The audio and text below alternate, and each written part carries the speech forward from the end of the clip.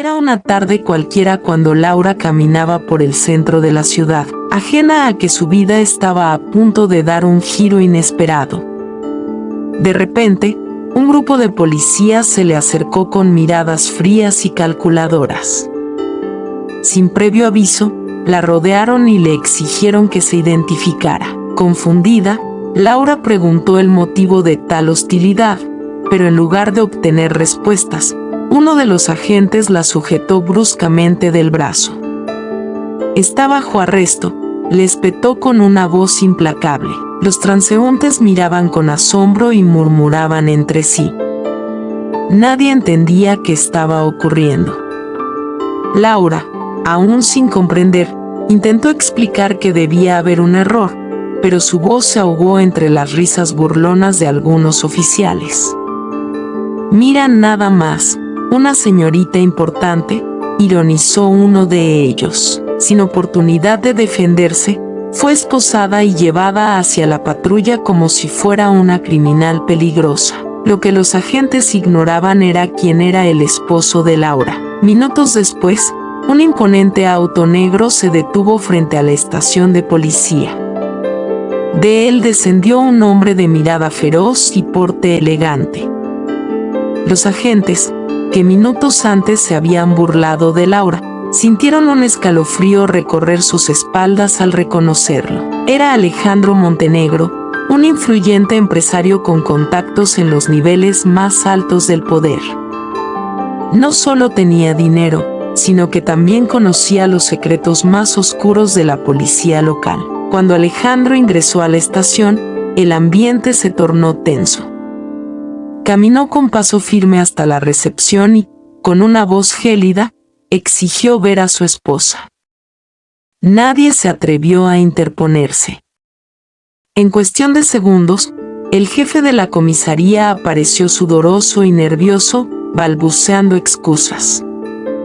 «Señor Montenegro, esto debe haber sido un malentendido», tartamudeó. «Alejandro no estaba para juegos. Si mi esposa no sale de aquí en los próximos 30 segundos, este lugar será historia», advirtió, sacando su teléfono y marcando un número. La amenaza no era vacía. Todos sabían que tenía el poder de hacer desaparecer carreras enteras con una sola llamada. Los oficiales se apresuraron a liberar a Laura, pálidos de terror. En sus rostros se reflejaba la certeza de que aquel error les costaría caro. Laura salió con la frente en alto, mientras su esposo la rodeaba con un brazo protector. Antes de marcharse, Alejandro miró a los agentes con desprecio. «Más les vale que esto no vuelva a suceder, o la próxima vez no será tan fácil para ustedes». Los policías asintieron, temblando de miedo. Laura y Alejandro se marcharon, dejando atrás una estación de policía sumida en el pánico. Desde ese día, ningún agente de aquella ciudad se atrevió a desafiar a alguien sin conocer quién estaba detrás. La humillación que había sufrido Laura no quedaría impune. Alejandro Montenegro no era un hombre que olvidara fácilmente una afrenta.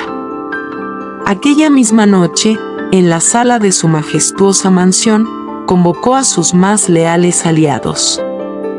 Se trataba de un grupo selecto de empresarios, abogados y políticos que, como él, tenían una influencia incalculable. «Esto no quedará así», dijo Alejandro, con voz firme. «Quiero saber quién ordenó este arresto, qué motivaciones tenían y cuáles son sus debilidades». Uno de sus hombres de confianza, Tomás, asintió y tomó la palabra. «Ya estamos investigando, señor. Pero lo que hemos encontrado hasta ahora es preocupante. Esto no fue un simple error policial. Alguien movió los hilos para que esto ocurriera». Laura, aún afectada por lo sucedido, escuchaba atentamente. «¿Qué quieres decir?», preguntó con un nudo en la garganta. Tomás se acercó y colocó un expediente sobre la mesa. «Se trata de un ataque dirigido. Alguien quiere perjudicarlos a ustedes. Hemos identificado movimientos financieros sospechosos ligados a ciertos oficiales de la policía, y hay una conexión con un antiguo enemigo suyo, Alejandro. Alejandro frunció el ceño. ¿Quién? Maximiliano Duarte, respondió Tomás, y el silencio se apoderó de la sala. El nombre resonó en la mente de Alejandro como un eco del pasado. Maximiliano Duarte era un empresario rival, alguien con quien había tenido roces en el pasado, pero jamás imaginó que intentaría algo tan descarado como utilizar a la policía para enviar un mensaje. Laura tomó la mano de su esposo. No podemos dejar que se salga con la suya. Alejandro asintió con una sonrisa gélida. No lo haremos. Pero no reaccionaremos impulsivamente. Haremos que pague, pero a nuestro modo. La estrategia de Alejandro comenzó a tomar forma.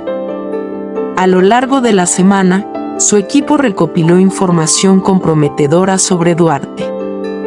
Se descubrió que no solo había sobornado a oficiales, sino que también estaba involucrado en oscuros negocios ilícitos. Sin embargo, Alejandro no se conformaría con exponerlo públicamente. Su plan era mucho más elaborado. Decidió infiltrar a uno de sus hombres en las operaciones de Duarte, con el objetivo de destruir su imperio desde adentro. Para esto, contó con la ayuda de un antiguo conocido, Sebastián, un hombre con habilidades excepcionales en espionaje corporativo. Sebastián logró ganarse la confianza de Duarte rápidamente. Descubrió que tenía planes de expandir sus operaciones al extranjero y que necesitaba hacer un gran movimiento financiero. Fue entonces cuando Alejandro ejecutó su golpe maestro. Utilizó su influencia para bloquear las cuentas de Duarte, paralizando todas sus operaciones de la noche a la mañana. Cuando Duarte intentó descubrir qué estaba pasando, ya era demasiado tarde. Había quedado completamente expuesto y vulnerable. Alejandro se aseguró de que los medios de comunicación descubrieran sus vínculos con la corrupción policial, destrozando su reputación. Maximiliano Duarte despertó en medio de la noche con una sensación de pánico. Su teléfono sonaba insistentemente y al contestar, la voz de su abogado le confirmó lo que tanto temía. Todas sus cuentas estaban congeladas. Sus socios lo estaban abandonando y una orden de investigación pesaba sobre él. Furioso, intentó contactar a sus aliados en la policía, pero nadie respondió. Alejandro había sido meticuloso, asegurándose de que no tuviera a quien recurrir. Duarte intentó escapar del país, pero en el aeropuerto lo esperaba una sorpresa. Un grupo de agentes de la Interpol lo interceptó justo antes de abordar su jet privado. La caída de Duarte fue definitiva. Mientras era esposado y escoltado fuera del aeropuerto, su mirada se cruzó con la de un hombre que observaba a la distancia, Alejandro Montenegro. Alejandro se acercó lentamente, con una sonrisa victoriosa. Te lo advertí, Duarte. Nadie juega conmigo y se sale con la suya. Duarte gritó de furia, pero ya no había nada que pudiera hacer. Su imperio se desmoronaba ante sus ojos. Laura, al enterarse de la noticia, tomó la mano de Alejandro y sonrió. Ahora sí, podemos estar en paz. Alejandro asintió. Por ahora, con Maximiliano Duarte fuera del juego, Alejandro y Laura pensaron que finalmente podrían respirar tranquilos. Sin embargo, no sabían que su victoria había despertado la ira de alguien más poderoso.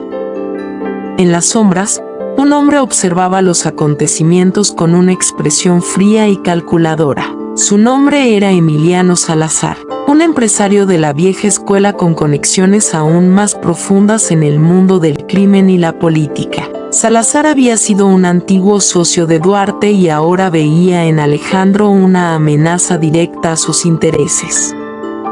No solo quería recuperar lo perdido, sino también cobrar venganza por la humillación de su aliado caído.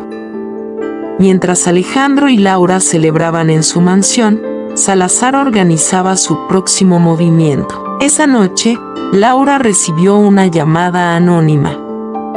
Al contestar, una voz distorsionada le susurró: «Tu esposo cometió un error al meterse con nosotros. Disfruten su paz mientras dure». Un escalofrío recorrió su espalda. Cuando le contó a Alejandro, él apretó los puños, sabiendo que la guerra aún no había terminado. Parte 6. El contraataque de Salazar. Salazar no perdió tiempo. En cuestión de días, utilizó su influencia para sembrar dudas sobre Alejandro en los círculos políticos y empresariales. Rumores comenzaron a surgir en la prensa, vinculándolo con prácticas ilegales y acusándolo de haber manipulado pruebas contra Duarte. Aunque Alejandro era un hombre poderoso, sabía que la opinión pública podía volverse en su contra si no actuaba rápido. Laura, por su parte, comenzó a recibir seguimientos. Cada vez que salía, notaba autos sospechosos a su alrededor. No era paranoia, alguien los estaba vigilando. Alejandro decidió reforzar su seguridad y contactar a su equipo de confianza. «Si Salazar quiere jugar sucio, lo enfrentaremos con la misma moneda», dijo con determinación. Sebastián, el espía corporativo, se infiltró en la red de contactos de Salazar. Descubrió que éste tenía un punto débil: una serie de negocios ilícitos que hasta ahora habían permanecido ocultos. Alejandro sabía que no podía atacar frontalmente sin desatar una guerra total, pero tenía un plan más sutil en mente. A través de filtraciones estratégicas, hizo que la información sobre los negocios sucios de Salazar llegara a las manos de la policía y los medios. En cuestión de días, la presión sobre su enemigo aumentó. Empresas vinculadas a Salazar fueron allanadas, cuentas fueron congeladas y algunos de sus aliados comenzaron a traicionarlo para salvarse. Furioso, Salazar intentó revertir la situación, pero Alejandro había sido más astuto. Cuando Salazar intentó salir del país, encontró que su propio círculo lo había abandonado. La última imagen que tuvo antes de ser arrestado fue la de Alejandro y Laura observándolo desde la distancia, con la certeza de que su lucha había llegado a su fin. Finalmente, la paz regresó a sus vidas. Alejandro tomó la mano de Laura y le susurró: «Ahora sí, hemos terminado con esto». Pero en lo más profundo de su ser, sabía que en el mundo del poder y la venganza, la tranquilidad nunca era absoluta.